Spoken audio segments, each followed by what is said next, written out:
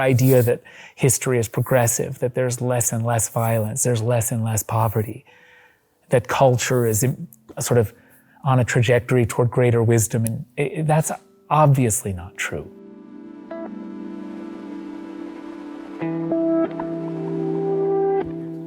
So I'm Joshua Oppenheimer, and I'm here to explore the possibilities of a virtual production stage for a film we're making that's set at the end of the world in an underground bunker. Yeah.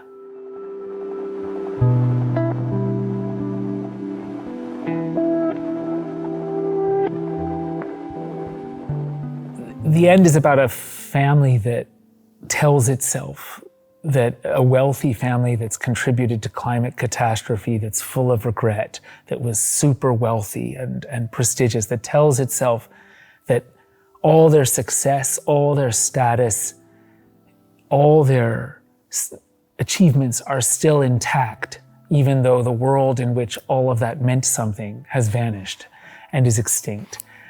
In the Golden Age American musical, there's this radical optimism that tomorrow will always be better than today.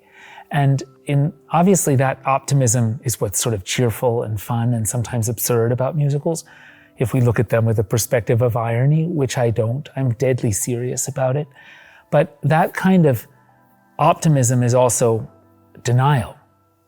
So in the context of a family that's stuck in a salt mine, however luxurious and beautiful their kind of underground palace may be, for a family stuck in that situation, trapped with their regrets, the hopefulness of the music, the optimism that tomorrow will be better than today, is what gets them out of bed in the morning.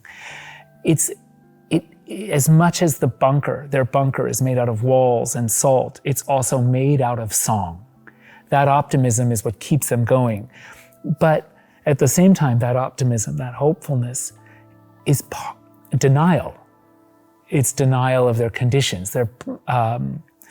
And the film is really about the price we pay for not facing reality. And then I also look back at my past work, and a film like The Act of Killing, that was also a musical. There not only are musical numbers in it, but it's a kind of form of, the music functioned in exactly the same way, as a kind of denial. Bertolt Brecht said, asked, will there be singing? Will there be music? Will there be singing in the dark days? Yes, there will be singing. We will be singing of the dark days, of the dark times. And I would shift that formulation and say, in the end, and also in The Act of Killing, which I see as a musical, even if it was a documentary, in the end, they're not singing of the dark times. The music is part of the darkness. It's part of what went wrong, even though it's seductive and beautiful. It seduces us and lures us right off the edge of the cliff and into the abyss.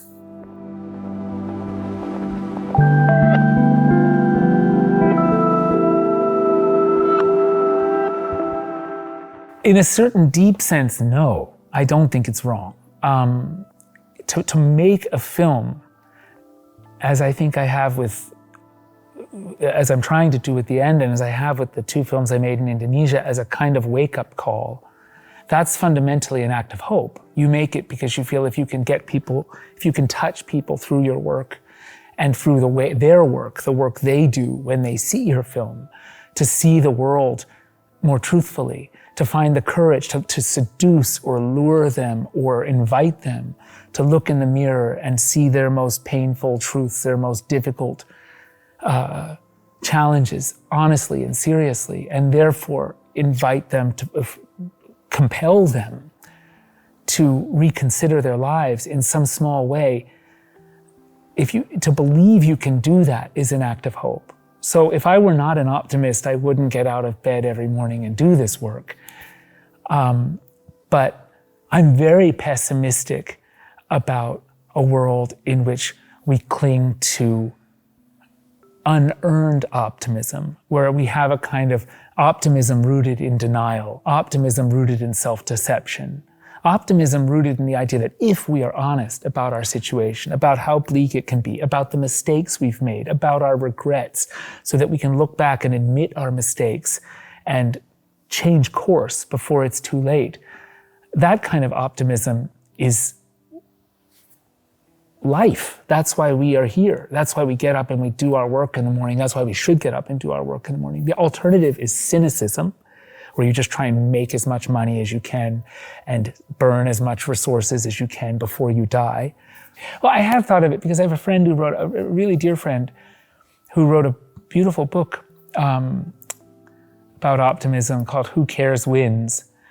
And she says that, she emphasizes the importance of optimism. And I think it was through her and through my friendship with her that I've come to see, no, of course I'm an optimist.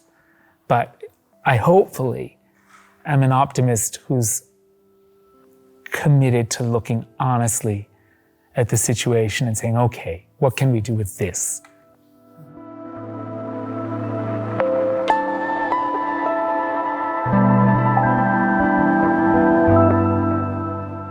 Well, there's something very profound about watching a film with your family, a film about how guilt, unspoken, unacknowledged guilt, unacknowledged secrets, unacknowledged remorse, hollow out relationships of love.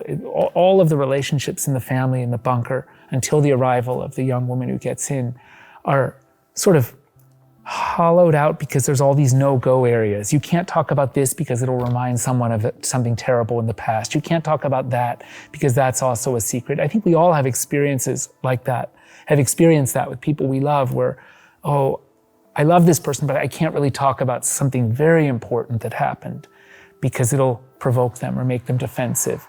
And the relationship becomes more and more conditional and more hollow. If the film can intervene in people's lives personally to sort of force them or to make dishonesty unbearable, that would be such a coup. And if we can do that at a kind of political level in terms of the climate catastrophe, which we all know but can't quite believe, even when we're baking in this incredible heat we're bringing upon ourselves, if we can make people unable to sort of act like everything's okay at that level, at that political level, and also in the personal realm, to make it impossible, unbearable to lie to a loved one or a friend, or to pretend to make it unbearable to pretend that everything's fine when you know it might not be, or unbearable not to ask, hey, what's really wrong? Or have I hurt you? Or have we done something wrong here? That would be kind of the intervention in my dreams.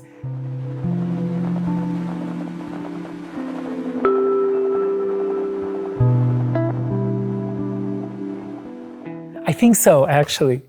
Yeah, I am. I grew up, I'm old enough to have grown up under the specter of nuclear annihilation. I was terrified of that. And I think divorce, right at the age that I was coming to understand death, made me fear my world personally falling apart. Or my world was personally falling apart at the moment that I was understanding death and the possibility of the whole world ending.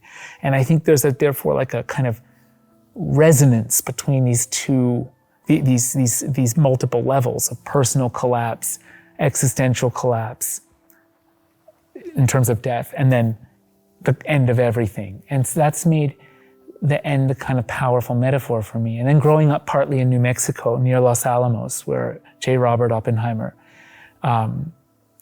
invented the atomic bomb, and being constantly identified with that, although I'm not related. Throughout my childhood, we're only very distantly related. Maybe made it even more personal, but I am. And I think that I have the most wonderful Japanese husband who comes from a Buddhist background and has encouraged me to practice non-attachment and to recognize that sort of nothingness in everything. And I actually take comfort in that. But I am afraid of the end. There probably will not be a last human family anytime soon. But it is a kind of metaphor that I sometimes worry about. I occasionally have these pangs of anxiety because I'm neurotic about its realism.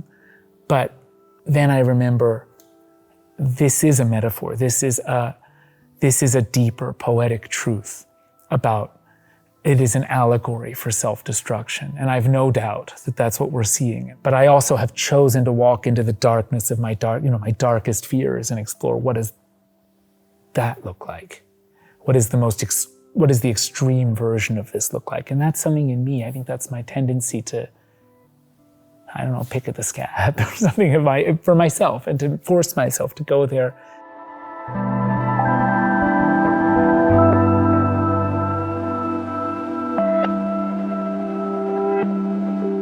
I think what motivates me